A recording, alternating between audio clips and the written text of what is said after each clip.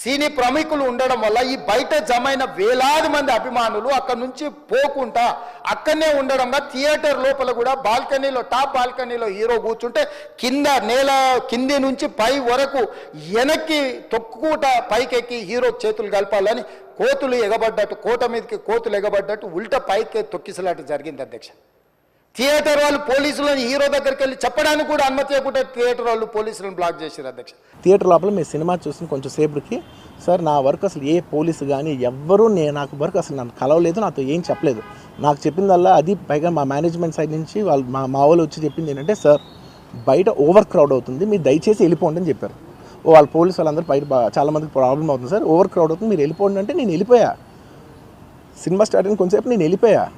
నేను మా వైఫ్ అందరూ మేము బయటకు వచ్చాము అంతే. నాకు అసలు ఆ తర్వాత నెక్స్ట్ డే నాకు తెలిసింది ఒక లేడీ ఇలా ఉందంట, కళ్ళు తిరిగి పడిపోయిందంట, ఆ తర్వాత ఆవిడ పాపం చనిపోయిందంట, ఇలా ఒక కిడ్ ఉన్నాడు అంటే నేను షాక్లో గురయ్యా. అంటే నాకు తెలియదు అసలు నెక్స్ట్ డే వరకు నాకు అసలు తెలియదు. I had no idea. ఎందుకంటే నేను నా పిల్లోనే పక్కన పెట్టుకున్నా, నా వైఫ్ నా కొడుకు నా కూతురు థియేటర్లోనే ఉన్నారు. నాకు తెలీదు. నిజంగా అలా ఉంటే నాకు తెలిసి ఉంటే నేను వాళ్ళు తీసుకుని వెళ్ళిపోతాను కదా, మినిమం కదా, ఎవరైనా వాళ్ళ పిల్లలు వాళ్ళు తీసుకుని వెళ్ళిపోతారు కదా.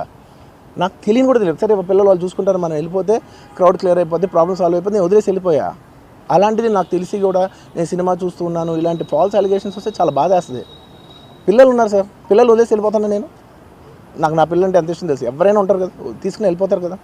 కుటుంబము 12,000 రూపాయలు, 3,000కు ఒక టికెట్ 12,000 రూపాయలు పెట్టి సినిమా థియేటర్కి వెళ్తే థియేటర్లో చనిపోయిన 11వ రోజు వరకు వీళ్ళు ఎవరు హీరో కానీ ప్రొడ్యూసర్ కానీ ఎవరు కానీ ఆ కుటుంబాన్ని చనిపోయిన కుటుంబాన్ని కానీ హాస్పిటల్లో చావు బతుకుల మధ్యలో ఉన్న పిల్లవాడిని పరామర్శించడానికి కూడా పోలేదు అధ్యక్ష. అలాంటి నాకు క్లూ కూడా లేదు. నేను ఇంటికి వెళ్ళిపోయిన తర్వాత నేను వెళ్ళిపోయిన నెక్స్ట్ డే నాకు మార్నింగ్ తెలిసి చనిపోయారంటే షాక్ అయ్యాను. నేను షాక్ అయ్యి ఇమీడియట్గా నేను బాస్కి ఫోన్ చేశాను, మా బన్నీ వాసుకు ఫోన్ చేసి బాస్ ఇమీడియట్గా హాస్పిటల్కి వెళ్ళి వాళ్ళ కలువు, నేను వస్తానంటే సార్ నేను మొత్తం అక్కడ వెళ్ళి సెట్ చేసి వస్తాను, వాళ్ళందరూ ఎమోషనల్గా ఎలా ఉన్నారు ఏంటో మనం ఫస్ట్ చెక్ చేసుకున్న తర్వాత మీరు దిగాలి, ఒక నిమిషం ఆగండి సార్. వెళ్ళిపోయిన తర్వాత వాసు నేను వస్తానంటే సార్ మీరు రావద్దు ప్లీజ్, దయచేసి మీరు హాస్పిటల్ రావద్దు, ఇక్కడికి గందరగోళం అయిపోద్ది, నేను నైట్ మీరు థియేటర్కి వెళ్ళారు, ఇష్యూ అయింది, చాలా ప్రాబ్లం అయింది, ఇప్పుడు మీరు హాస్పిటల్కి వచ్చి మళ్ళీ ప్రాబ్లం అయితే మాత్రం సార్ చాలా ప్రాబ్లం అవుతుంది సార్, నేనే వాళ్ళని కొంచెం వాళ్ళ రిచువల్స్ అవన్నీ అయిపోయిన తర్వాత మీ దగ్గర తీసుకొస్తానని చెప్పాడు.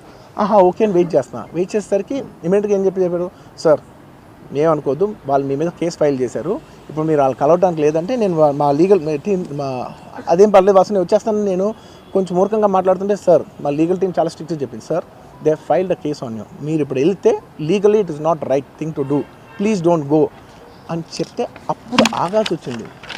సార్ నాకు ఒక్కటే విషయం చెప్తా,